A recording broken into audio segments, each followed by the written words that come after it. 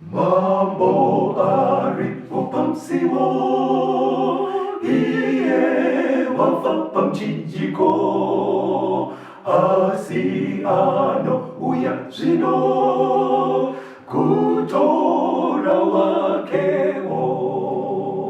Pamsiwo, pamsiwo, gunepo pamsiwo. Hallelujah, une ari pamsiwo. Živone sože kuguja, ženo žirko itika, to ona neko kasika,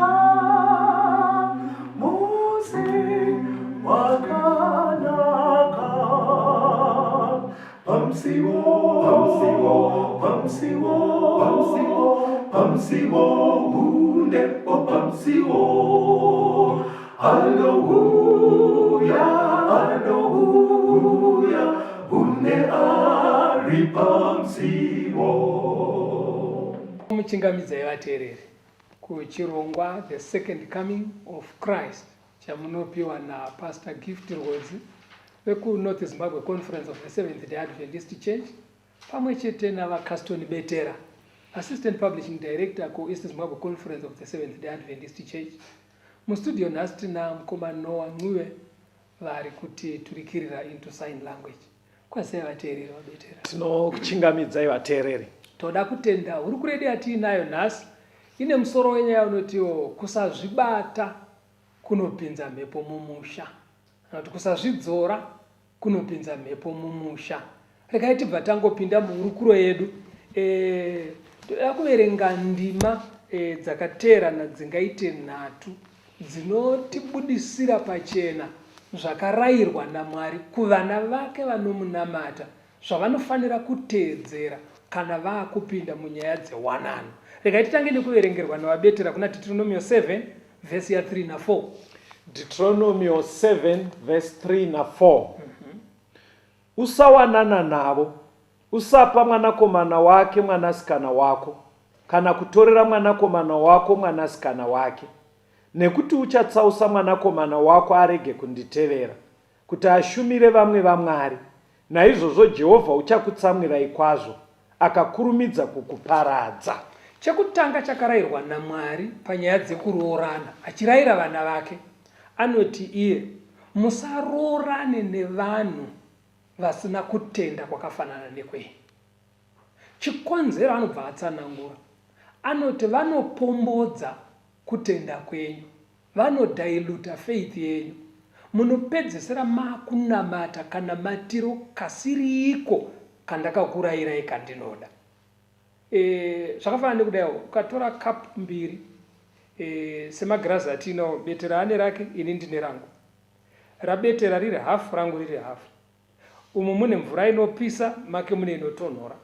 Tikadhivanisa kudira mugirazi 1 rinozara. Yanga ichipisa inoramba ichipisa here? Inodzikisa temperature. Yanga ichitonhora inokwidzwa. Saka ndo zvinoita pakutenda. Kana masangana vane kutenda kwakasiyana, ane kutenda kwakuri pamusoro kunopombodzwa, kwakuri pasi kunokwidzwa zvishoma. Saka Mwari ari kuti hazvina kunaka kuvatendi kuroorana nevanhu vane kutenda kwakasiyana nekwako. Ndo point number 1. Ko kana ari kunyatsa kukuda elder pastor, ari kunyatsa kukuda because pfungwa inobva yaitaka, pfungwa inoita vateereri vari kutozvinzwa, but unonzwa achiti elder, he is so in love, I'm in love with him. Saka handisi kuziva kuti panoitwa sei. Unoti nyatsoona kuti mwana akaperera murudo nemunhu but vakasiyana kutenda. Unogona kunge rudo uri kurwuona, asi Mwari zvaari kutaura zvinotozikamwa chero nevamwe vari mudzimba vachidawo vaingakutaurirai kuti kumberi uko zviri kutaurwa izvi ndezvechokwadi, zvekuti achikuda muchidanana, asi zvine zvazvinonoita paupenyu hwenyu hwekutenda. Haurambi uri pawanga uri musati maroorana. Alright. ndo pfungwa iri kubudiswa ende Mwari achiita muchaiona muhurukuro yedu kumberi uko kuti zvinozofamba sei. Handei kuna Vakorinde kutanga 7 vhesi ya 2. 1 Corinthians 7 vhesi ya 2. Asi nokuda kwoupombwe murume mumwe nomumwe ngave nemukadzi wake, nemukadzi mumwe nomumwe ngave nemurume wake. Panapa Mwari ari kunyatsotaura zviri pachena kuti pakuroorana murume 1 ngaaroore mukadzi 1, mukadzi 1 aroorwe nemurume 1. Zviri clear. Nyaya imwe chete iyoyo zvakare inotambanudzwa pana Marakai 2 vhesi ya 13 kuenda kuna 15. Malachi 2 verse 13. Kuenda kuna 15. Munoitawo izvozvi, munofukidza atari yaJehovha nemisodzi nekuchema nekugomera. Naizvozvo haacharangarire chipiriso kana kuchigamuchira nemufaro pamaoko enyu. Kunyange zvakadaro munoti nemhaka yeiko? Nekuti Jehovha wakanga ari chapupu pakati pako nemukadzi woujaya hwako, wawakanyengera, kunyange ari shamwari yako nemukadzi wako wawakaita sungano yako naye. Ko, haana kuita mumwe chete, kunyange akanga aine mumwe mweya wakasara here? Zvino wakaitirei mumwe chete? Wakatsvaka rudzi rwaMwari. Saka chenjerai mweya yenyu kuti kurege kuva nomumwe unonyengera mukadzi woujaya hwake. Panapa pari kuburitsa pachena kuti kune vamwe varume vane minamato isingagashirwi naMwari. Chikonzero vanogara vachichemedza madzimai eujaya hwavo. Hanzi vanochema nemhaka yei? Hanzi nekuti vakanovatorera wamwe wakadzi. Iwo pakutanga vaimbomuvimbisa ndiwe wega, wozonomutorera umwe mukadzi, vava varume vari pabarika. Pabarika pane kuchema. Hanzi kana muchida kuona pfungwa yaMwari pakuroorana, dzokerai pakutanga. Paakagadzira nyaya yemuchato, akagadzira Adamu murume 1, ndobva amugadzirira Evha mukadzi 1. Hanzi chaakagadzirira Evha ndakagadzirirwa nembabvu yaAdamu, asi kureva kuti mbabvu dzadzapera pana Adamu. Kana kuti simba rekusika ranga rapera muna Mwari. Simba anga achina raigona kutosika vamwe kana 5 kana 10. Haisamboneta. Asi akazviitirei? Hanzi aigadzira rudzi rwevanhu zviri mupfungwa yaMwari. Saka kureva kuti muzano raMwari nyaya iriko ndeyemudzimai. Right. Haisi yemadzimai. Alright. Vanhu havo unoziva betera vazoti koinga Abrahama, koinga David, koinga vakukota. Ndechida kutodaro. Ukaenda kutodaro. Unoziva kuti chero ivo vanoenda kuchikoro. Hauti kana wanzi watadza imesi, kuti koinga ndinga atadza wani, koinga panopanikizwa akafoira, koinga uyo akafoira, handisi ndikandatanga nekufoira. Alright. Hatikope dziri wrong. Okay. Kana muchida kunzwisisa panyaya yemarriage, munodzokera kuna Mwari pafungwa yaakatanga nayo pakutanga, murume 1 mukadzi 1. Akatanga nebarika. Kana ukaenda kuna Genesis chitsauko 4, barika rakatangira muimba yaKaini. Imba yekupandukira Mwari. Uya ukuponda Abel. Enda unonzwa mumhuri yokwaKaini, Genesis 4 verse 19 neverse 23. Genesis 4 verse 19. Rameka akawana vakadzi vairi. Zita remumwe rainzi Ada, zita remumwe rainzi Zira. Verse 23. Rameka akati kuvakadzi vake, Ada naZira, inzwai izwi rangu, imi vakadzi vaRameki, teererai zvandinotaura, nekuti ndinouraya munhu unondikuvadza, nejaya ndinoripwanya. Saka pabarika aka hapana rugare. Vanogara pachinetsana, ndosaka Lameka akatiita zvekuvadedza vakadzi vake vakati, panapa ibvai mazvinzwa kubva pekutanga, ini ndinouraya munhu anomboita zvifani. Pabarika kuti patoita rugare, panotoita kakutyisidzira, wakadai unoenda, wakadai unodai, hapaite rugare runoyanda churari. Why? Because mwoyo wemunhu hauna kusikwa kuti asheye munhu wemumuchato. But hakusi kwekuti here unenge uchiritadza barika here wopedzisira wakutyisidzira. Because kune vamwe kavanoti anenge achirigona, zvokuti ukatowanzwa aita vanonzwa kuti no, barika zvarinoda munhu anorigona. Hakusi kwekuti here kuzotyisidzirawo kwakundikana. Right, kugona kwavanenge vachireva ndekwekuti hapana asumudza musoro.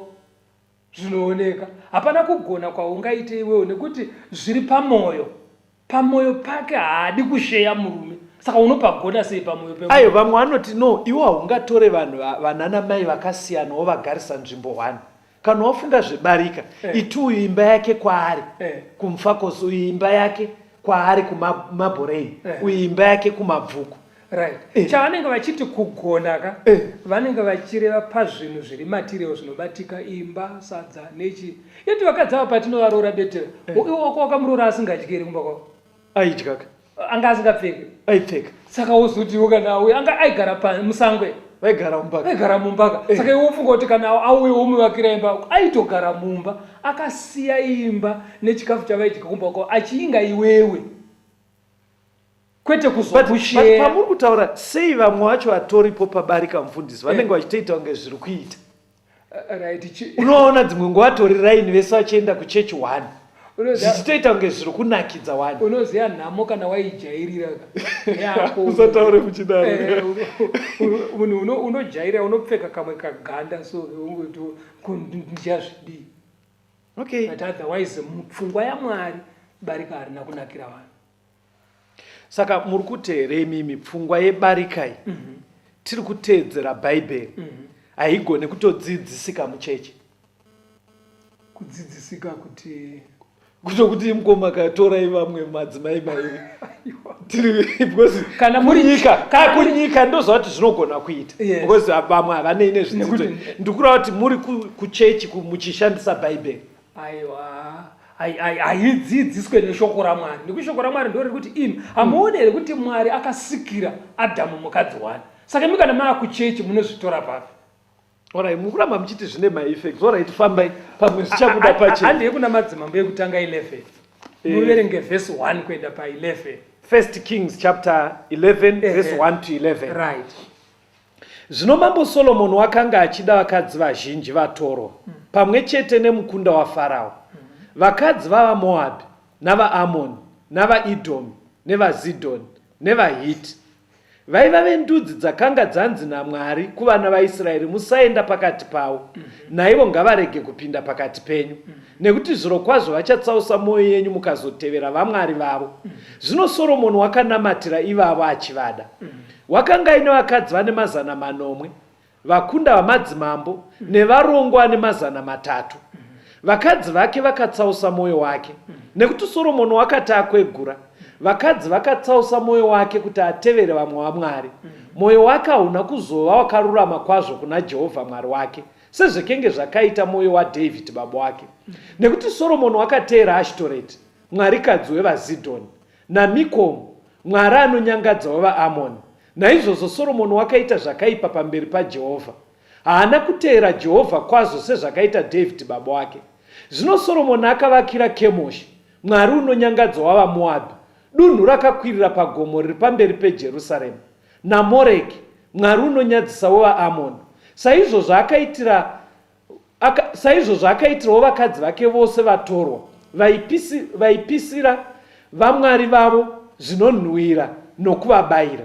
Zvino Jehovha akatsamwira Soromoni nokuda kwemwoyo wake wakatsauka kuna Jehovha Mwari waIsraeri. Iye wekenga azviratidza kwaari kaviri. Akamurayira pamusoro pechinhu ichi kuti arege kuteera vamwe vaMwari, asi haana kuita izvo zvaakanga arayirwa naMwari.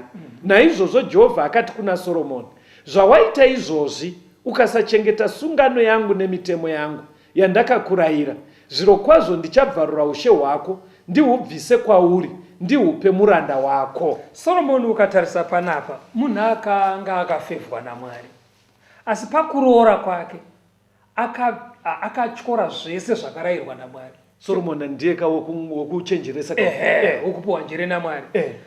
Pekutanga anonoroora vanhu vasina kutenda sekwake, zvarambwa naMwari. Chechipiri oita barika, ende hakuna munhu akaita barika zvinosvika pana Soromoni. Hanzi vakadzi 700. Hanzi magirlfriends ekungopota uchidai 300. Ndove mapoto.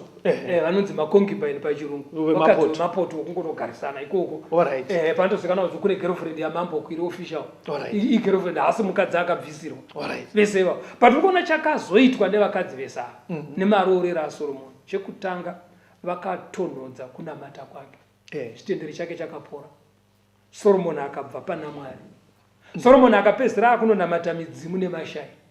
Ani mazona. Saka ndokwazvinotongoperekedza munhu chete ikoko. Panyaya yekugarisana mudzimba, panyaya yemichato, munhu akasavimbika mumuchato. Kazona. Medzisiro yake ndokwaanotoenda. Ende kwatarisa varume vazhinji vari mudzimba umo. Vamwe vanopedzera kuti hapana zviri kunetsa mudzimba, vakuenda kun'anga, vakuenda kumaprofita kunobvunzira. Yeti chakonzeresa kuti zvinhu izvozvo zvinetse kubuda kuri kuita vana baba.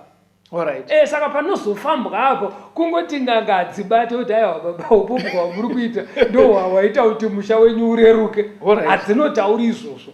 Asi ndo zviri kukonzeresa madambudziko yawo. Saka vana baba vazhinji havavimbike mumichato yavo. Ende ukanzwa madzimai acho ari kutaura nyaya dzacho idzodzo vachida rubatsiro, unonzwa kazhinji vanongotanga nekuti it's a long story elder. Inenge itori long ukanzwa adaro unobva uzoti hai but pane chinhu chandaona zviri kuita kunge zvinonzi kungwara ka haisi garanti yekuti upenyu hunofamba mushe. Because tinofanira vakadzidza kutengana Solomon but zviri kuita kunge zvinonzi ukavhiringa nyaya yemarriage akura upenyu uine madegree hameno zvauri unoita rombe maonero andiri kuita nyaya because Solomon anonzi anga akangwara. Urombo hwekushaya mari huri nani paurombo hwekushaya rugare mumba. Alright. Chero uine motikari. Saka nekuita kwakaita uku Solomon tikuona akuita zvemashai nemidzimu. Ende pane pazonzi naMwari ndoda kukubvarurira ushe. Usarambe huri mumba mako. Muri kureva kuti kakuroora kana babo edu kana kana sekuru edu kanogona kutodaro kaine zvakakakonzera pataakurarama nhasi kuti kararamiro kangu nhasi kane zvakanogona kutozokonzerawo kuvazukuru nevana vangu. Exactly. Because Mwari kana abvisa mablessings akeka mhuri inoreruka. Ende kune vamwe vana vanongodzengerera. Wakamboona kuti kune vamwe vana vokuti chero akafunda akaita degree unongoona vanhu vaitaura kuti iri dzenga. Nedegree rake unotoona kuti dzenga. Saka zvimwe zvacho zvinokonzerwa nekuti zvikomborero zvakabiswa. Mwari akabvarura musha iwoyo. Musha iwoyo wakabvarura, wakafumuka, wakareruka. Riri mazora nekuda kwemisikanzwa yababa. Saka muri kureva kuti tombotauna mari muri varombo asi panyaya yemarriage apa muchipafambisa zvakanaka musha iwoyo here unoramba wakato ende une future iri nani. Unoziva kuti betera ndakaona vanhu vanoti vachidya maputi chaiwo so vakanga maputi vaisa nzungu vanofara vachitaura nyaya uchinzwa kuti vanhu vari kunakidzwa vagokunda vamwe vakagara pazitemburo rakabva panapo nekukoko vaine mafoku nemanaifi vachicheka ipapo so but unyatsoona kuti chikafu chacho chinenge chisina testi kwavari. Saka rugare harusi pazviwanikwa zvakakukomberedzai. Kana mune blessing mumusha menyu muchiteerera Mwari muchifamba sezvinoda Mwari makavimbika pamberi penyu chikomborero ichocho. Saka rugare runowanikwa pamarriage yakanaka. Pamarriage yakanaka kugarisana zvakanaka munhu. Ndakaona kuna vamwe zvinezvo kuti nengari yekuti rugare runenge rushoma mudzimba vanopedzera kufunga kuti rugare ruri kunzvimbo dzemafaro. Unonzwa ita kumana sechechi hamumbotirongero here maprogram timboenda kwakati ipfungwa yakanaka but ukazoiongorora unyatsoona kuti vari kufunga kuti zviri kushayikwa kumba pamwe zvinganotangire taenda kuya but zviri kutoratidza kuti kuya kwakanaka ndonge rugare rwagara rurimo handitika alright pari kufamba zvakanaka. Tinotenda vateereri regai timbonzwa kambo tigodzoka toenda mberi nehurukuro yedu. Years of time have come and gone since I first heard it all, how Jesus would come again someday. If back then it seems so real, then I just can't help but feel how much closer His coming is today. Signs of the times are everywhere.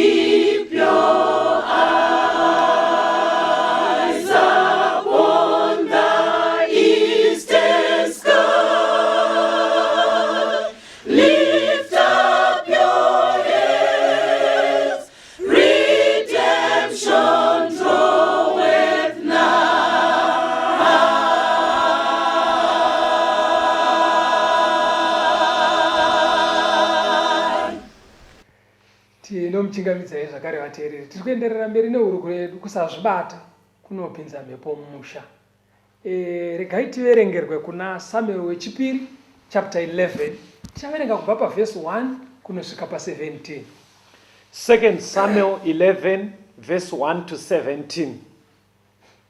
Zvino gore rakati rapera panguva yekurwa kwemadzimambo, David akatuma Joabhi pamwe chete nevaranda vake navaIsraeri vose, vakaparadza vana vaAmoni vakakombawo Rabha. Asi David wakasara Jerusarema. Zvino nenguva yemadekwana, David akamuka panhoo dzake, akafamba pamusoro pedenga reimba yamambo. Akaona aripo padenga mukadzi wakanga achishamba. Zvino mukadzi uyu wakanga akanaka kwazvo pakuonekwa kwake. David akatuma munhu kundobvunza kuti mukadzi uyu ndianiko. Mumwe akati, ko haaziye Bhatishebha mukunda waEriami, mukadzi waUria muHiti here? David akatuma nhume kundomutora. Akasvika kwaari, akavata naye, nokuti wakanga anatswa pakusanaka kwake. Iye akadzokera kumba kwake. Mukadzi akatora mimba. Akatuma shoko kuna David akamuudza akati, ndava nemimba. Right. Panapa tutaurwa nenyaya ndiDhavid uyu, mambo wokwaIsraeri, mwana waMwari. David anochiva mukadzi wemunhu, omutora ovata naye. Mukadzi wemunhu oita pamuviri, obva amutaurira kuti zvamakaita zviya changamire ndaane pamuviri. Right. Chitema chaitwa kaichi, paita chekuchiva, paita upombwe.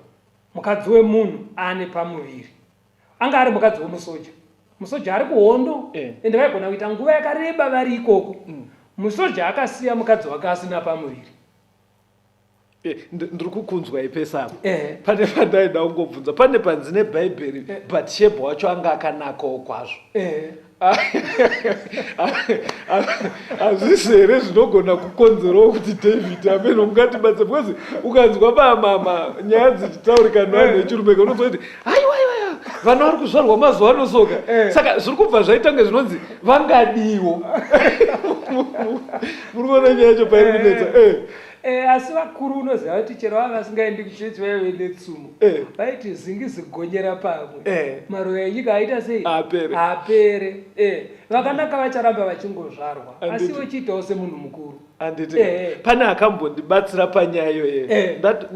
Ndichitotokurawo ndikati, elder, mukatasa dzasiyana nguva, muri kuona ana ari kwezvinezvi. Ndobva zvanzi Caston, ndikati zvikanzi handiti unoona musikana unenge uchiti akanaka vanhu, vandati zvikanzi unoziva kuti ukaenda kuhama dzake unonzwa vanhu vaitoti hii abva afanana natete vake Teresa vaya vakafa muna 1980. Zvikanzi kureva kuti nerunako rwaainarwoka, kana vekwake vari kuti akafanana natete vaya vakasofa kare, kuratidza kuti tete vaya vakanakawo. Aedza kuti batsira kuti ameno zvinozongoitwa maziso edu, but vanotomuza unotonzwa kuti hii yakafanana mbuya wake. Kurati asiyeka. Kutoradza kuti zvauri kuona ari zviri kutoradza zvakabvira kare. Alright, ndobva atora Bhatishebha. Saka chitema zvachinoda manje, choda kuti ukange watadza, tendeuka, wochisiya. Regai tinzwe tiende mberi, tinzwe kuti David akaita sei, audzwa ndaane pamuviri. Verse 6, 2 Samuel chapter 11 verse 6. David akatuma shoko kuna Joabhi akati, tuma Uria muHiti auye kwandiri. Joabhi akatuma Uria kuna David. Zvino Uria wakati achisvika kwaari, David akamubvunza kuti Joabhi wakadii, nevanhu vakadii, nekurwa kwakadii. Zvino David akati kuna Uria, burukira kumba kwako undoshambidza tsoka dzako. Uria akabva paimba yamambo, akatumirwa chipo chezvekudya namambo. Asi Uria akavata pamukova weimba yamambo pamwe chete nevaranda vose vatenzi wake, haana kuburukira kumba kwake. Zvino David wakati achiudzwa kunzi Uria haana kuburukira kumba kwake, David akati kuna Uria, ko hauna kubva kurwendo here? Wakaregererei kuburukira kumba kwako? Uria akati kuna David, areka nevana vaIsraeri nevaJudha vagere mumatumba, nashe wangu Joabhi navaranda vose vashe wangu vari mumatenda avo kusango. Zvino ini ndingagopinda seiko mumba mangu ndidye ndinwe ndivate nemukadzi wangu? Neupenyu hwenyu uye neupenyu hwemweya wenyu handingatongoite chinhu ichi. David akati kuna Uria, gara hako pano nhasi mangwana ndichakutendera kuenda. Inzwa yazviri kuitika panapa. David panze pekuti atendeuke kuti Mwari ndatadza, ndamitisa mukadzi womunhu, ukanonoka kutendeuka ka Satani anokupa rimwe zano rekuita kunge unoda kufutsira chitema chako. Ndobva apuwa pfungwa naSatani. Ita kuti muUria adzoke kuhondo. Musoja wemuridzi wemukadzi. Saka samamboka vakangopa instruction kuna Commander Joab. Haabvunzi uyu ndobva abviswa paakanga achirova hondo ari mhanya uri kudiwa namambo. Ndobva mambo aswoti chienda kumba magorosari anhu akambotanga anyepera kubvunza zvekuhondo. Zvenzadza zviri sei? Joab ari sei? Hondo iri sei? Alright, magorosari aya semunhu ari kubva uko kamusati matambira chienda unopa mhuri. Apa aitira kuti kana akanorara kumba manje odzokera mangwana acho angadai akangodzi tsamba unopa Joab tonzi zvapera, kuitira kuti kana nhumbu yozosara ichionekwa zvonzi baba wakambodzoka kumba. Ndoyave pfungwa yaDavid manje kuti kana yadaro ndiye ndavhara pamuviri paya. Asi kakunyepera ngori kuwirirana naUria kungori kumubvunza zvekuhonda inini akandiitire mushi. Izinoiremaka nozoti kuna vanhu vanotopota achinotora mumwe munhu pamba pake kuenda naye kubasa vachimupa lift, otonyanzonomeka sure kuti amusiya kubasa odzokera mukadzi wake. Zvekuti unenge uchitofunga ndibhururu chaiye mufunge. Achitoti asenga anokubatsira ukanzi kwafi handibodi kuti munetseke zukuru achikubatsira asi achitora mukadzi wako. Ndikutoona ndopfungwa iri kuitwa. Hanzi akabva mupa chipo kuti unodya kumba. But manje kwaive nemurayiro kwaIsraeri waiti hakuna musoja anonorara kumba kana vamwe vari kuhondo arega iri kuhondo. Saka Uria semusoja akatendeka akangoti aonekana namambo ndobva anorara zvake pane vaiganda pamusoro. Saka ndofunga akatofunga mambo ada kunditrap kuti ndiri musoja chaiko. Plus kana munhu wakangotendeka ka ufunge zvakawanda. Unongoingozva kuti mutemo wakati atipinde kumadzimai nguva yehondo. Kunyangwe mambo vatenda hako vandinzwira semunhu anonditrasta ndikaroneka but chokwadi chiripo hatidaro vamwe vari kuhondo. Mangwana acho uzodedzwa kuiwo munhu abva kurwendo kure kwakadaro worara pamusiwo uya ndopanorangaridza mambo kuti makanganwe arika iri kusango naJoab. Hondo iri kutotsva. Atingadaro mambo. Zvikanzi chimbogara hako pano. Akufunga rimwe zano. Akufunga futi rimwe. Unoza ukangoriregera bedzi kutendeuka bedzi. Sasa ndoramba achingorikidza mazano. Apa ndibatsirei pastor. Unotendeuka tombotongo uchipinda kumudzimai wemunhu. But chiri kuita kuti David nyaya yemunetse mufundisi pane nhumbu. But mazuva ano manje vanhu vanogona kutopinda kumadzimai vamwe asi vachirashira mbeu pasina. Saka anotendeukei. Kutendeuka ka hakusi kuti paita pamuviri. Saka muri kuona izvi kunetseka kana paita pamuviri ka kutyira zvinoonekwa. Kutendeuka kuti chinhu chakashata handichadi kuchiita. Because nyaya ichiri kuita kuti inetse even vateereri vachitinzwa chinoita kuti vasaisiyeka. Panyaya dzese dzatiri kutaura dzana Judha dziya ingari yekuti Tama akaita pamiri, iyi ingari yekuti Bethsheba akaita pamuviri. But iye zvinezvi manje kune zvinoshandiswa nevana ava zvimwe zvavanoti morning after nezvimwe. Saka vamwe vacho vakomana vanenge vachirashira mbeu pasi, iwo madzimai acho ane zvavanoita kutoti pasaite mimba. Saka kunyange tikasadharira kutaura tiri muno vazhinji vevateereri vedu havachamboone kuipa kwakaita upombo. Isusu tiri musecond coming tiri kutaura pamusoro pekudzoka kwaJesu. Ndizvozvo pastor. Jesu ari kuvinga vanhu vane ukama naye. Saka tiri kutaura nevanhu vanobvumira hana dzavo kurova kuti vadzosere ukama hwanga hwabvarurwa nechitema hudzokere pakunofambidzana naKristu. Ndoda kutenda patsananguro zveshuwa vateereri pfungwa yatiri kutaura muno iri kutaurwa namufundisi haisi yekuti tuone upombwe hwakaipa nengari kuti pazoita pamiri kana kuti munhu wasangana nechirwere chepabonde. Satani ane nzira dzakawanda dzaari kutendera kuti upombwe huitwe. Ezvino izvi ndandi dzakatenderwa nyika yese, vanhu havabate pamiri. Vanhu vari kurashira mbeu pasi, vanhu havabate pamiri.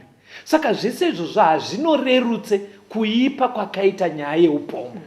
Saka sevanhu vari kugadzirira kuti tizochingamidzana naShe, zvakazarwa yatakambodzidzai mufundisi yebva yatsanangura kuti hakuna mhombwe dzichaenda kudenga. Saka hauzonova mhombwe nekuti pazobuda pamiri. Unova mhombwe nengari yekuti uri kuita upombo. Right. Taurai zvenyu. Handei pamberi tiverengerei munhu. Right. akamuti gara kapaya. All right. Ipapo akupiwa futi rimwe zano naSatani because haana kutendeuka. Right, verse 18. Right. 2 Samuel chapter 11. Ipapo David akamudana akadya nekunwa pamberi pake, akamubatisa nedoro. Zvino madeko akabuda akandovata panhoo dzake nevaranda vashe wake, asi haana kuburukira kumba kwake. Zvino mangwana David akanyorera Joabhi rugwaro, akarutuma neruoko rwaUria. Akanyora parugwaro akati, isa Uria pamberi panonyanyisa kurwiwa, mumusiye ari ega aurawe afe. Zvino Joabhi akati acherekedza guta, akaisa Uria paakanga achiziva kuti varume veumhare varipo. Vanhu veguta vakabuda kuzorwa naJoabhi, vamwe varanda vaDhavhidhi vakaurawa, naiye Uriwa muHiti akafawo. Na uri kuona amutenda kumba. First night aramba. Mangwana acho vogara patebho vodya, obva amisira zvinodhaka mudhiringi yake, kutodya naye sekunge zvinonzi ari level yaita shamari yamambo. Kwakumudhakisa. Why? Because vanoziva kuti kana munhu adhakwa doro rinosunungura simba rekuzvidzora. Musadaro. Musadaro kune vari kuteerera vanoaruma vanonwa doro. Unotonzwa nevamwe vanoakadzi vanotonwa. Manje mukataura kudaroka mukuita kuti vanhu varohwe nehana kuti saka murume wangu paanonwa paya kakuzvidzora kanoderera icho ndosaka uchinzwa wekunhikirikiriko vanoti mamba ingonaka pana mai. Vane vachira kuti zvinofambirana zvinhu kuzvidzora kunoderera. Kuti panonwiwa panoda madzimai. Saka David aizviziva kuti munhu akamwa shungu dzinowanda, kuzvidzora koderera. But uyu Uria anga aine discipline yekuti adhakiswa asiriya aronga kudhakwa, akanorara futi nevaigadha yanzi akarara navanhu aenda kumba. But unozi achitema ukasachibvuma nekuchisiya chinokoka zvimwe. Hakuna chitema chinogara chiri 1 pamunhu betera. Alright. Saka because ndikuona David ari kuramba achiwedzera. Zviri kuramba zvichingowedzera. Saka pekupedzisira paanoenda manje anotora atemete zvingandinetse ndiri mambo ino patsamba ndiye Joabhi. Alright. Isa Uria panopisa pehondo umeke sure kuti anofa. Kiki yadhindwa yaiswa memvuro yobva yapuwa kuna Uria. Uria ndiye akatenda naye. Ndiye akatenda netsamba ine descendants yake. Alright. Semusoja akatendeka haana kuvhura kusvika ado chifu ari kwa ndakanoona akurirai. Saka uyu overenga tsamba Joabhi otarisa Uria. Uria anga ari umwe wemalieutenants aDavid pavarume 30 vairova hondo muhondo yaDavid. Unoziva David akanga aine masoja 30 vaiverengwa vacho kuti ava ndo vanomisa hondo yake. Nokuti kana uchidzidza kuna makoronika kunonzi hwani wavo panyanzvi dzacho anga ari equivalent to 1000 soldiers of the enemy. Ndopaina Uria. Ndopanga paina ndorengi dzacho dzekuti kwaigona kutumirwa ari hwanika. Ndopane uya kunorova vanhu netsvimbo pamunda wenyembaka akauraya masoja 600. 2 Samuel 23. Saka vana Uria ndo vamwe vacho ndorengi dzacho. Saka aida kuti afe musoja akadaro iye. Saka Joabhi akatarisa Uria patangota instruction yabva kuna mambo. Ndobva aisa Uria saka ucharowa wakadai ndobva adedza vamwe sikanzi kana masvika apa so imi munoduduka modzoka. Uria ndobva anofa. Saka ukanonoka kutendeuka especially panyaya dzatiri kutaura idzi dzekusazvibata paupombwe idzi kunofiwa. Ndosaka uchiona vakomana vari kuti akamitisa musikana umwe wacho anoti inwa mushonga uyu ubvise pamiri uraye kamwana ikako. Kana munhu asina kutendeuka soka saka Satani anoramba achimupa maidhiya ekuti aite zvakashata. Pamwe pacho anotsika madziro ukangozviti poof I'm going to kill you. Nyaya iyi inosara yotambwa ika iwo waenda kumbudzi. Ende Satani kekupedzisira zvaanozoita kuvanhu vechisikana anenge achiri vechidiki anobva akuisira pfungwa dzekuti vanofunga kuti uri kuvanyengerera manje ifa iyo bva atotora vada usoro kugadzika dare kuti uri kupinda mumba nguvai vachikunetsa kudaro vachikuramba vachingokubvunza kuti hauna nhumba manje ifa. Anditozvona otomwa mushonga akutofa. But chamuuraisaka mukomana uya akazviita uya uko haasi haana kutombofa. Pari kunwa uyu rogaga iye ari kunwa fanda. Andiri kuona Alright. Saka chitema chinonosvika pakadaro pamwe pacho unozoona kamwana kaya kaberekwa kaya kodzipwa koraswa uko zvekuti pakanyoraswa unozoona pane kamwana kari kudyiwa nembwa unozonzi panongwa mwana kuseni panongwa mwana. Saka izvi zvatinoziva pachiwa ndezvekuti ukafirwa chiro nekamwana kachichi unobatwa maoko. Kuno varume vazhinji vasiri kumbobatwa maoko. Asi tuvana twakafa. Kunge pafiwa nekiti iwo ari mwana wake akabva muchiuno make hakusi kuitwa mariro. But ana yacho vanhu vakashiva.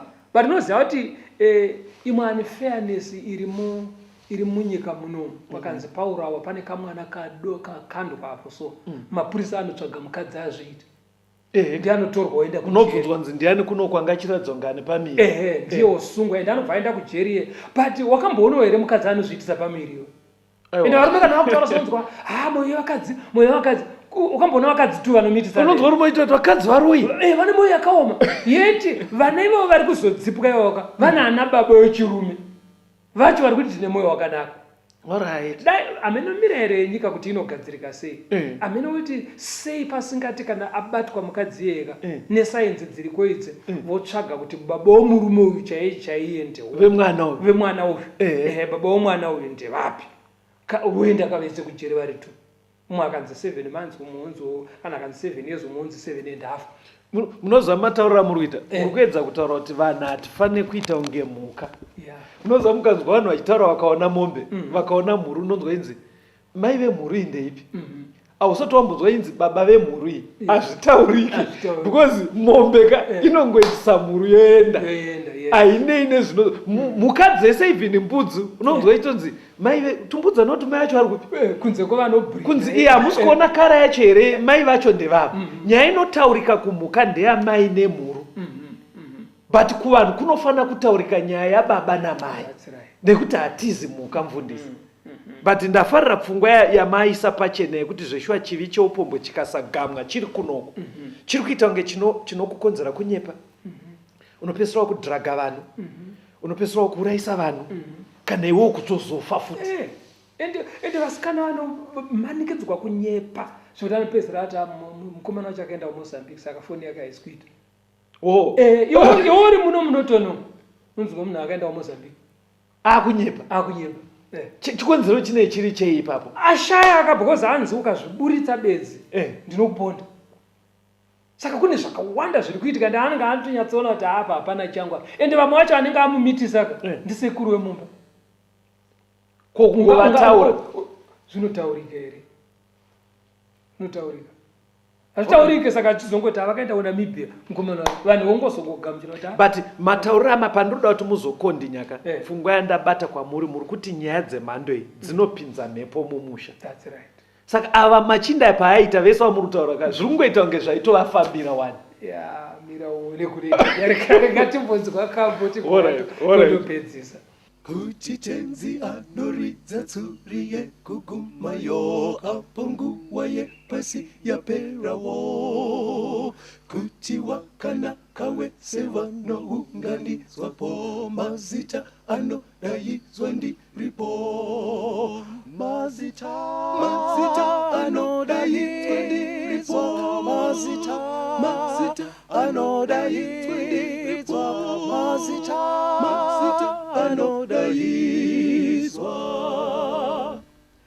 anodaidzwa kudenga ndiripo.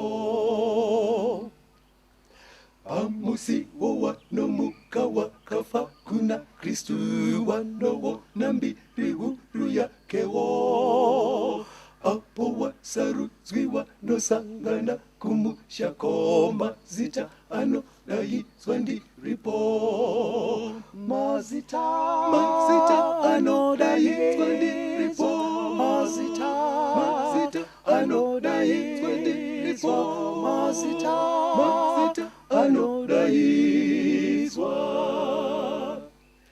anodaidzwa kudenga ndiripo.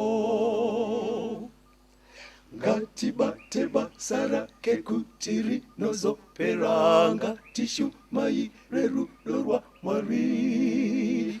ndizvo Jesu anouya kutora vanhu vake, mazita anodaidzwa ndiripo. Mazita anodaidzwa ndiripo. Mazita anodaidzwa ndiripo. Mazita anodaidzwa. Anodaidzwa kudenga ndiripo. Mazita anodaidzwa ndiripo. Mazita anodaidzwa ndiripo. Mazita anodaidzwa. Anodaidzwa kudenga ndiripo. Vateereri, tiri kukurukura pamusoro penyaya yekuti kusazvidzora kunodana mhepo mumusha. Chimwe chinhu chataona pachikamu chapfuura ndechekuti chitema ukachinonokera, ukasatendeuka pachiri, chinoramba chichienda newe kumudzikiswa. Vamwe vanotaura vanoti chitema chinoita senhanzva. Nhanzva dzataita kumushere. Nhanzva kachitanda chinowanzomera mumakomo. Saka chimuti ichi ganda racho rinotsvedza. Saka waiti ukatema chitanda chenhanzva, waenda nacho pazi ruware rakateremuka, wogadzika chitanda chiya ichi. Saka unoisa dombo pamusoro pechitanda, iwo gara padombo. Saka pekutanga unenge wakatsika pasi, uchikweshera chitanda chiya chichidzika kuita kickstart chiwane kumuva kuti chiende kwakanoti teremuke kuyawo. Saka kana chaenda kwakateremuka manje chakutanga kutsvedza, haucharambi wakabata pasi wakatsika pasi, unosumudza makumbo ako ese ari mairi wotsika pachidanda, maoko ako odai uku wakagara padombo riri pachitanda. Chitanda chiya manje chinotsvedza chichidzika, chinosvika pamwe pekuti hachimiri, ukada kubvisa gumbo pachiri kuti udai so rinototyoka. Saka unotoramba wakadaro bedzi chichienda kusvika chanosvika newe pasi. Unozwa muri kundifungisa kukura kwangu. Isusu taiteitira paruware kwana sekuru Brian. Ndopataenda paruware rwavo, but ruware rwekwana sekuru Brian charwainetsa manje. Rwaizonova stipi zvekutoti landing yacho unogona kutosvuka kana kutokuwara kutsemuka musoro, because chaisi kuita zvekuskurwira kuti gujo ende achimisike mabhireki zvamuri kutaura zvezve, waigona kusvuka kwesoko. Ndo zvinoita chitema, unokuwara because chitema ka pekutanga unenge uchitsvaga kuti uchinzvenga sei, but panosvika pachinokutakura wamuranda wacho manje, unenge uchiendwa newe zvekuti hauchadzoka. Now David adaro manje aurayisa Uriya kuna 2 Samuel chapter 12. 2 Samuel chapter 12. Mwari vanotuma Nathan pavhesi ya7 kuenda kuna 14. 2 Samuel chapter 12 verse ya 7. Nathan akati kuna David, ndiwe munhu uyo, zvanzi naJehovha Mwari waIsraeri, ndakakuzodza iwe kuti uve mambo waIsraeri, ndikakurwira paruoko rwaSauro, ndikakupa imba yatenzi wako navakadzi vatenzi vako nepfuma pachipfuva chako, ndikakupa imba yaIsraeri neyaJudha. Uye dai izvo zvaisinokukuringana, ndaikuwedzera zvekuti nezvekuti. Wazvidzirei shoko raJehovha, ukaita zvakaipa pamberi pake, wauraya Uriya muHiti nemunondo, ukatora mukadzi wake kuti ave mukadzi wako, ukaurayisa nomunondo wavaAmoni.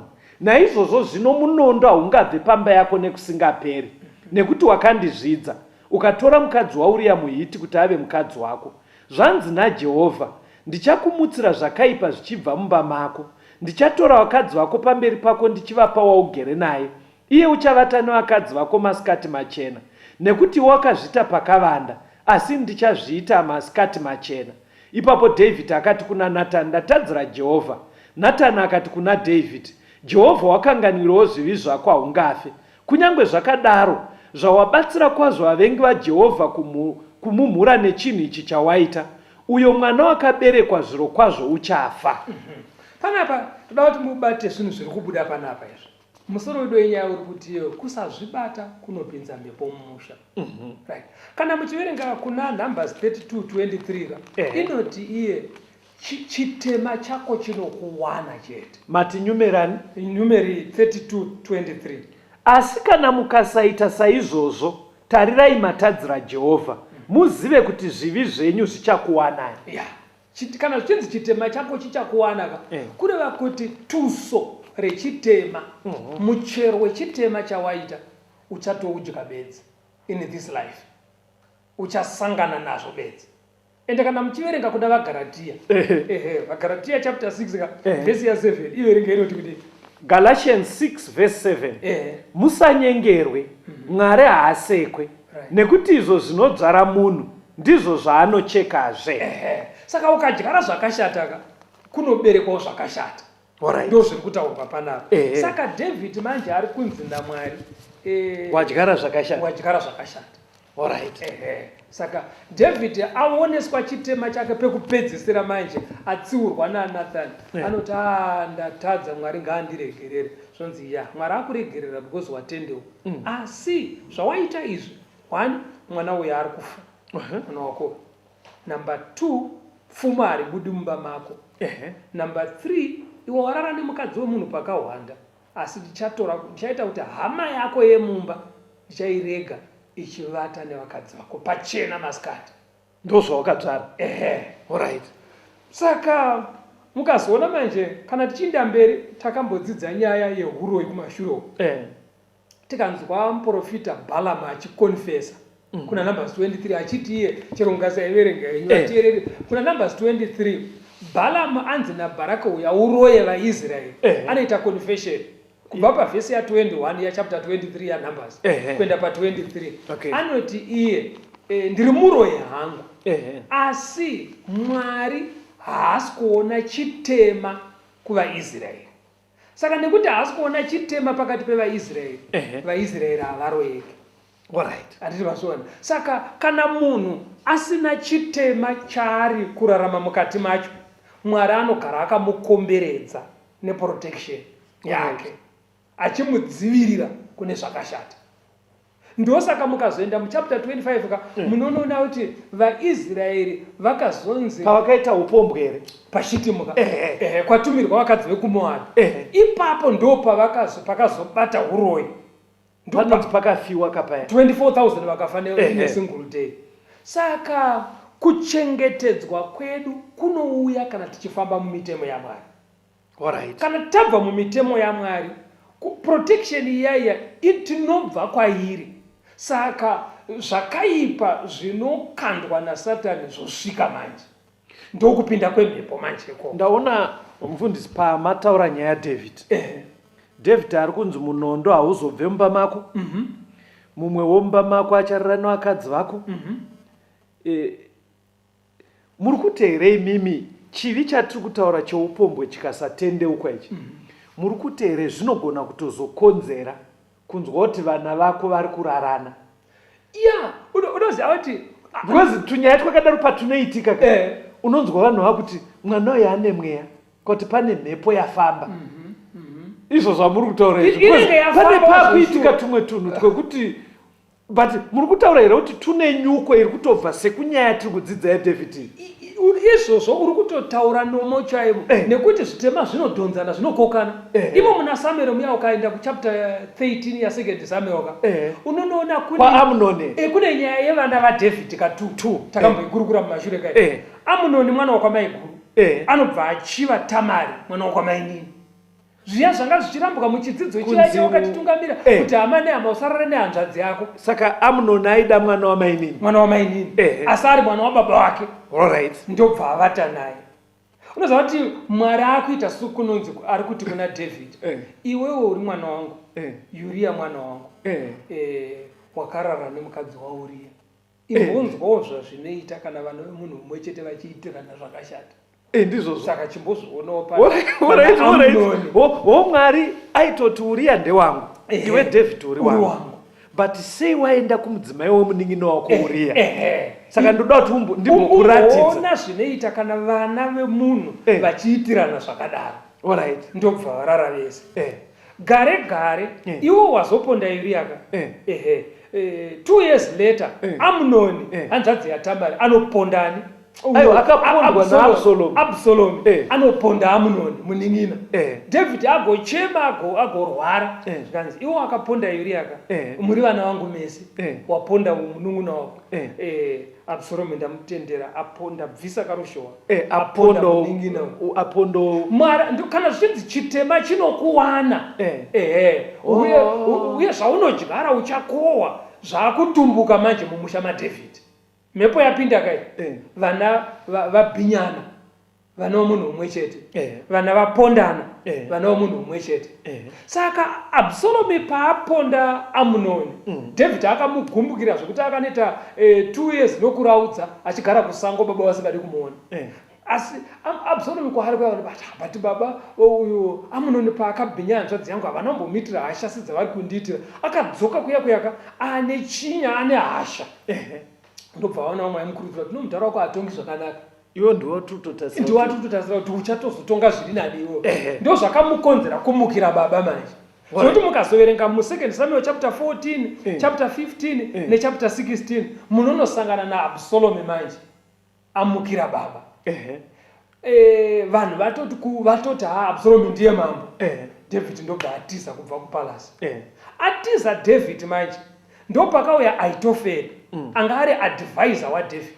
ndobva uya kuna Absalomu zvikanzi uri kuonaka iwo wamukira baba kaiwe kuti vanhu vanatsobvuma kuti zveshuwa wamukira baba zvekusatobodzokera kumashure ka ona baba vasiya vakadzi vavo vadika vana mai vako pamba kuti vanhu vazvizive kuti iwewe nababa hamuchafe makayanana enda unorara nevakadzi vababa wako saka pamusoro pemba pakabira David musi waona Bhatishebha mukadzi waUriaka ipapo ndo pakakwira Absalomu kwakunokakatende ipapo achidedza 1 masikati pakaona David achiona paaiti mukadzi ndewani ipapo ndo pakakwira Absalomu ndo paakanokakatende ipapo ndo paakuita sei achidedza vakadzi vana mainini vake 1 by 1 but izvozvo kazvakarambwa kazvekurara nemadzimai ababa kaka asi paya kuwanzwa uyu achiti warara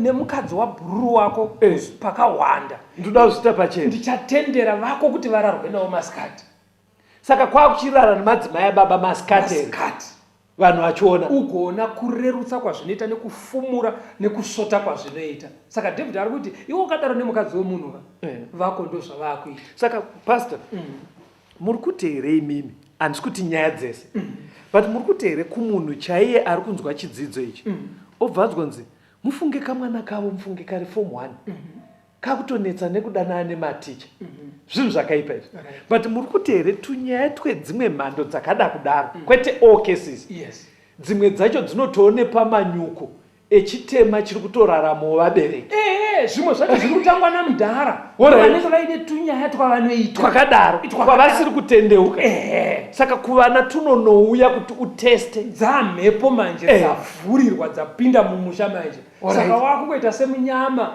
but vamwe vanorwadziwa ndimai because havasina chavari kuziva ende ukatarisa madhara mazhinji akadaro kunyange achienda kuchechi vanoenda kun'anga kunobvunzira kumidzimu zviri kukokana zvitema awedzera futi nekuenda kun'anga futi anenge achinyatsoziva kuti hai inini neunhu hwangu uya wamwari ambondigashira osaka ototi bheta ndiende zvangu ikoko saka kana muri kuti chii chaDavid chiri kukonzera kuti mwana aite nemo ndaandisina kucherechedza pakuti Absalomu akaendawo futi parufu kwakurara nevakadzi vababa ipapo ende baba vakatozosvika ende saka nyaya iyi vateereri kana muri kuinzwa sekunzwa kwandiri kuita chivi cheupombwe chinenge nanzva sekutsanangura kwaita mufundisi pakuti chinozoramba kumisi haugone kuzokontrola kuti zvichimira ende chiri kuita kunge chiri kudedza zvivi zvakawanda ende zvivi zvacho hazvisi kugumira pauri zviri kunoyambukira kuvana vanoteera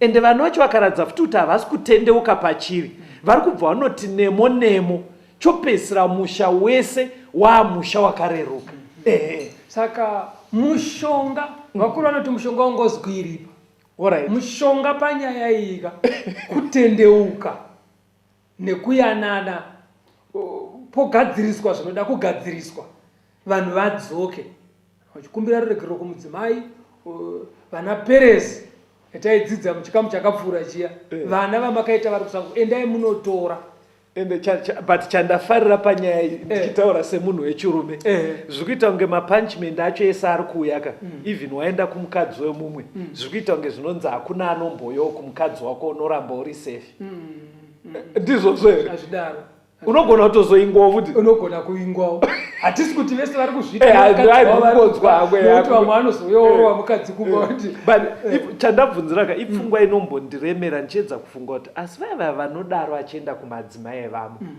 vakanzarirwo chaizvo vanozvigashira here zvinorwadza hazvigashirika hazvigashirika nditi chero kuvana vako unoziva kuti pano mwaka uyo akati misitirikodzika mwana wangu inini pandaedza kumutsiura ati but ndinoona muchipika vana vevamwe vanhu pacollege panapa heish abata mwana wake aida umwe murume wopanext door ati iwe unosuya kucollege mwana musikana ndiye aiva aine murume wokunext murume womunhu uyo akumupopotera kuti chii chauri kuita umbwa wakadaro akati haimunoita vanhu umbwa ipai vateereri vedu nhare vateereri mwari ngaatidetsere panyaya dzakadai tsvakai simba kuna mwari rekugadzirisa vane mibvunzo vanoda kubatsirwa vanenge vatendeukaka tsvakai endai kumachechi munonamata mwari zvamazviro kwazvo jesu wedu ari kuuya anotipa simba rekugadzirisa nyaya idzodzi vane mibvunzo vanoda kubatsirwa 0775 460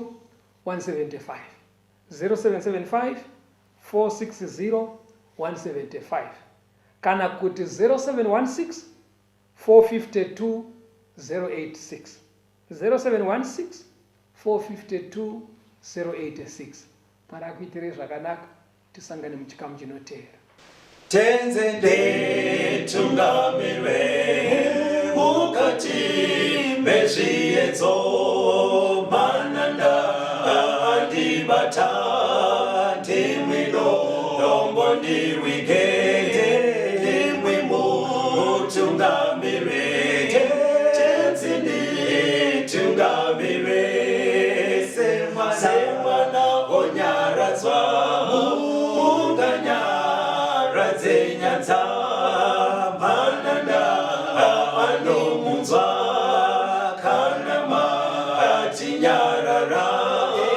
emwete tenzi wenyanza tenzi nditungamire apo ndasvika nyanza mananda vondityisa andichienda zororo ndotsamira kune mwinga